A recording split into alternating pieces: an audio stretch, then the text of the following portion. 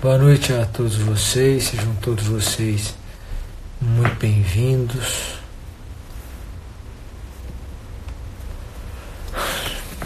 Desculpa pela 1 hora de atraso, eu estava gravando aula pro Tribunal de Justiça do Paraná. Nós começamos as gravações hoje, né? Então hoje eu já gravei 4 aulas de 30 minutos de sentença penal e serão 12 aulas de 30 minutos, né? Então foram 4 hoje, amanhã eu gravo mais 4 pelo menos e por aí vai. Tô até trancando o estúdio para ninguém apagar minhas anotações. Sejam todos vocês muito bem-vindos. Bom,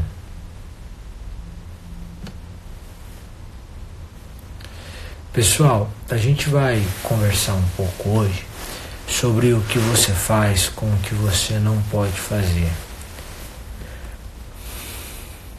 Muitas vezes na vida a gente lamenta coisas que a gente não pode mudar.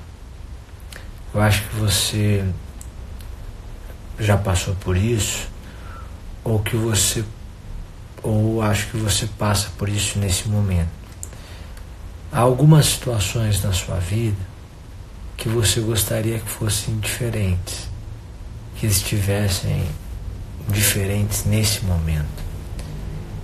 E elas não estão. Você não sabe exatamente por que elas não estão, mas elas não estão. E mesmo que você deseje agora essa mudança, essa transformação, esse upgrade, essa nova fase, esse novo momento, ele simplesmente não aconteceu ainda. E isso é muito maior do que o que a gente imagina. Porque a vida é muito maior do que a gente, né? Então a gente começa a sofrer por aquilo que a gente não pode mudar. A vida é muitas vezes assim. E isso em todas as áreas da vida, não apenas nos estudos. Nós experimentamos isso. Situações que a gente não pode mudar. Às vezes a situação pode até ser alterada, mas a longo prazo, e não depende só da gente. Depende de sorte, depende do outro, depende de Deus. Então a gente não sabe se essa situação vai mudar e quando vai mudar e como, né? E aí a gente começa a sofrer por isso. E existem milhões de motivos para a gente sofrer. Todos nós, sem exceção. Você poderia elencar 10 motivos para sofrer hoje. 10 motivos verdadeiros. Por situações, por circunstâncias que você não pode mudar.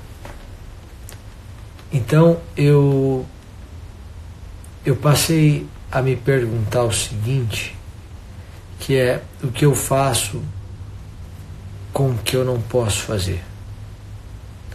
O que você faz com o que você não pode fazer? Se você está me ouvindo aí, muito provavelmente você está estudando para concurso. E essa não é uma fase simples, não. Eu digo por experiência própria. Sabe, quando eu prestei a 2ª fase do Tribunal de Justiça de Goiás, as sentenças, antes da prova, o examinador visitou as salas.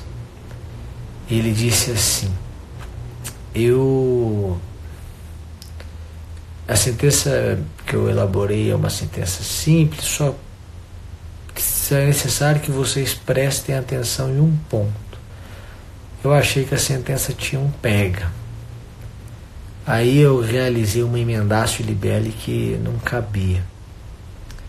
Quando eu saí da prova, eu percebi que eu tinha realizado uma emendatio libelli incabível.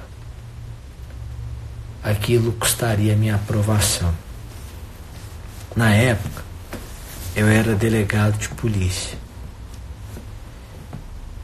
E eu já contava, eu já esperava, eu já me preparava para aprovação. Não contava com a aprovação, assim, mas eu estava empenhado para ser aprovado naquele concurso no meu estado.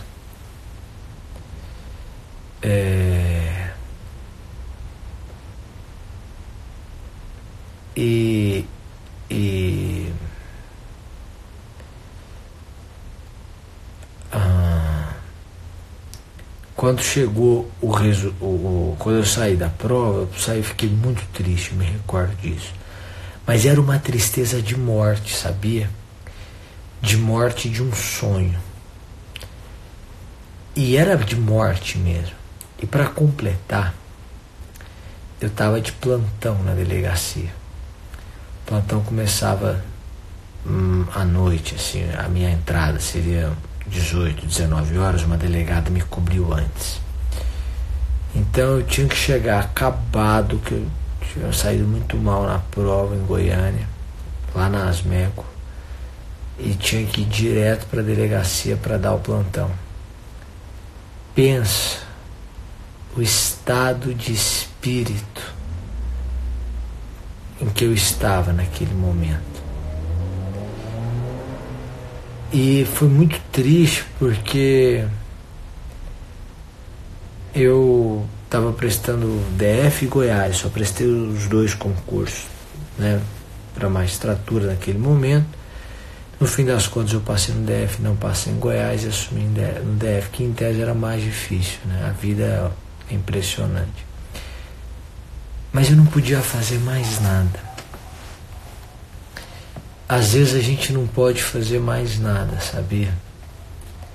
Às vezes você recorre, como a menina que eu coloquei no meu post, ela recorreu e deu certo. Mas o e-mail que ela me mandou, com a tristeza dela, foi no dia 14 de fevereiro. E entre 14 de fevereiro e hoje, que é 25, né, de março, ela ficou com uma espada sobre a cabeça. Pior, ela ficou com uma reprovação na cabeça. Você já se colocou no lugar dessa menina? Ela passou na discursiva, passou em humanística, aí ela tirou 7,5 na sentença civil, aí ela tirou 5,72 na sentença penal. Então, por uma trave, ela estava fora do concurso, fora da magistratura, fora da mudança de vida. Ela teria que começar tudo de novo, prestar a primeira fase de novo, prestar a segunda fase de novo, prestar a sentença. Era tudo de novo. Isso passou pela cabeça dela certamente todos os dias. Todos os dias. Hoje saiu o resultado. Hoje deu certo para ela, né? Hoje a vida mudou. Mas esses 40 dias ela não tinha muito o que fazer. E o que você não pode fazer, o que você pode fazer com o que você não pode fazer, é não se apegar ao que você não pode fazer. É não se apegar à falta. é entender a realidade, ter uma maturidade para compreender que a derrota, que a frustração, que o engano fazem parte da vida e que a única forma é continuar. Essa convicção de que vai dar certo, que é própria nossa, é uma convicção. Mas se você pensar, você continua porque você já andou muito para chegar aqui. Não andou? Há quanto tempo que você estuda para magistratura? Para o Ministério Público, para ser delegado, promotor, para ser policial? Há quanto tempo você estuda? Há muito tempo. Então, quando a gente é reprovado e está estudando há muito tempo, está estudando muito há muito tempo, está estudando muito há muito tempo, a gente não muda muito. É meio triste ou é muito triste a reprovação, mas a outra opção é ir para a advocacia e começar na advocacia, e o começo da advocacia é muito difícil. Então você continua, porque você já andou muito para parar.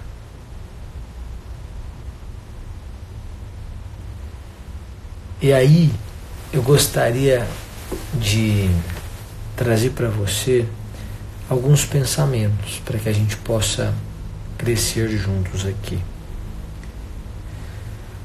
O primeiro é que sofrer faz parte da vida. Eu sei que você sabe disso.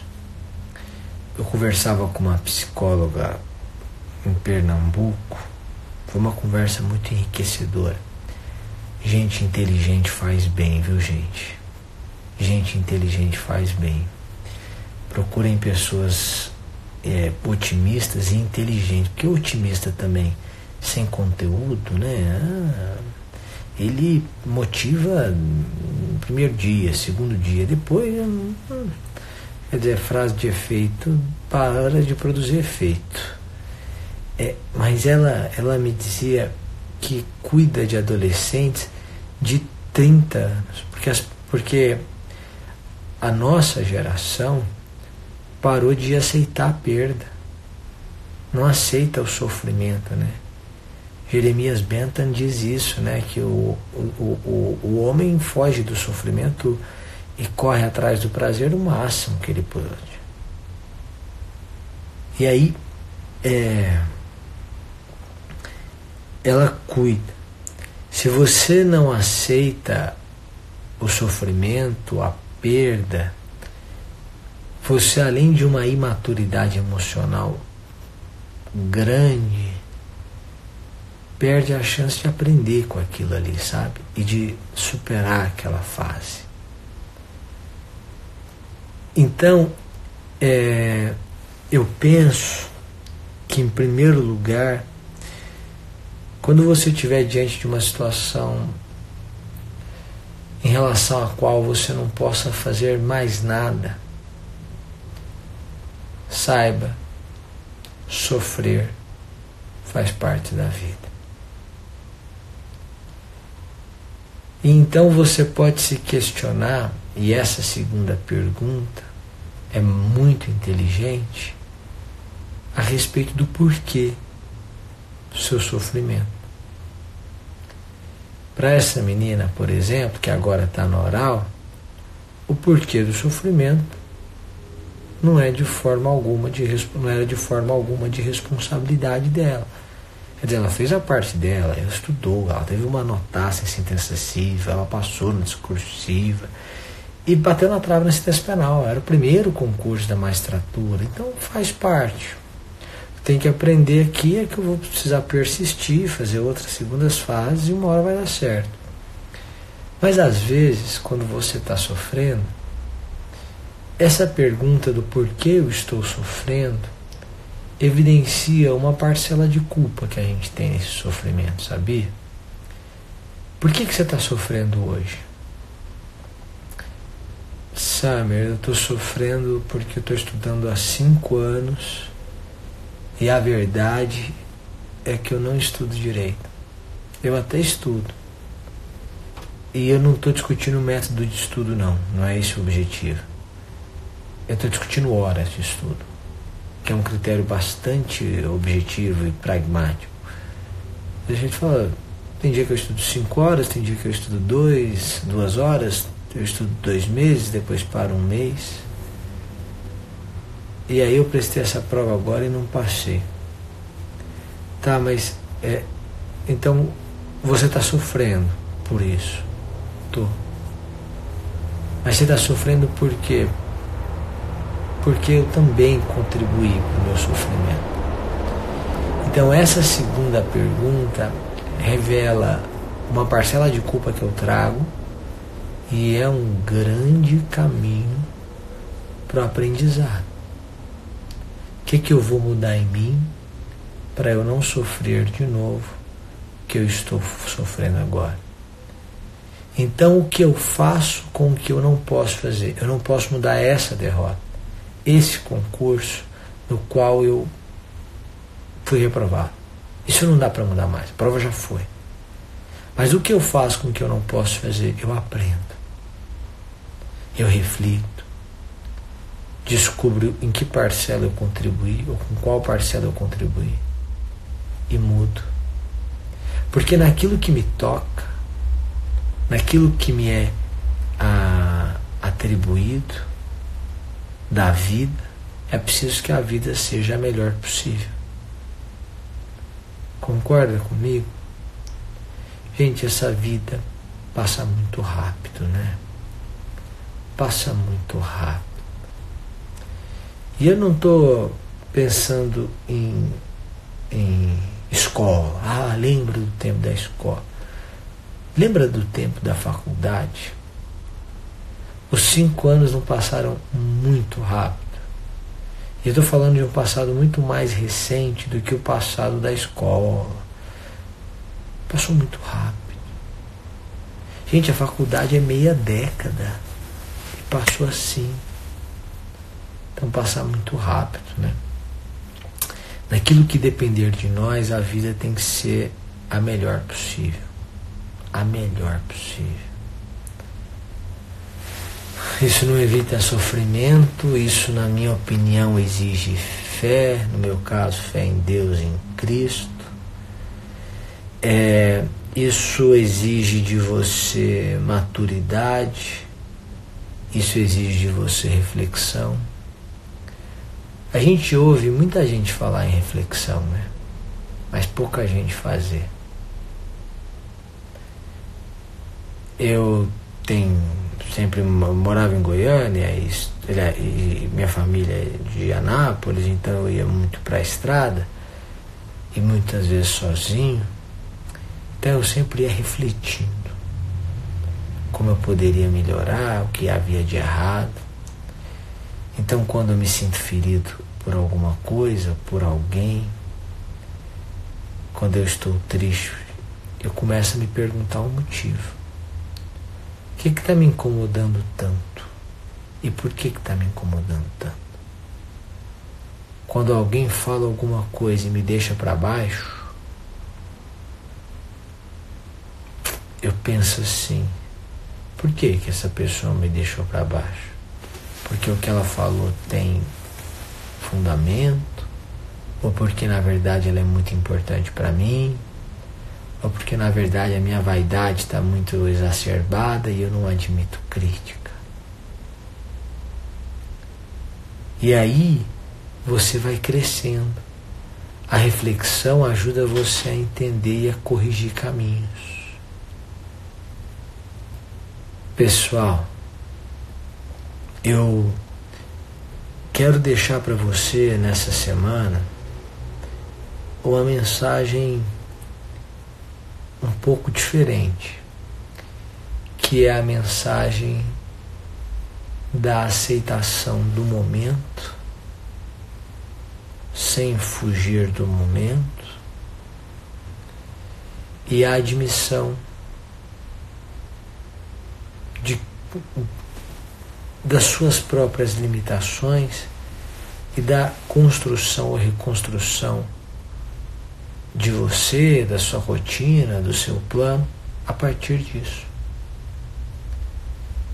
Se você não pode mudar datas de concurso, se você não pode mudar concorrência, se você não pode mudar de profissão, voltar para a faculdade, não é o que você quer. Se você entrou nesse barco, esse barco é maravilhoso mas o mar é muito agitado. O barco dos estudos e para carreiras jurídicas, a gente que está no barco sabe que é um barco bom, porque é bom estudar, você cresce, você se torna uma pessoa mais humilde, ou deveria pelo menos. Mas ao mesmo tempo é um mar agitado, é cansativo, é desgastante, mas passa. Então, para finalizar, o que você pode fazer com o que você não pode fazer, em primeiro lugar, é aceitar o momento. O segundo é refletir sobre ele, sobre a causa do seu sofrimento. E em terceiro lugar, é crescer com isso, é mudar de comportamento com isso, é aprender com isso. Muitíssimo obrigado. Muito obrigado pela audiência de vocês, tanta gente online ao mesmo tempo. Eu vou deixar salva a live.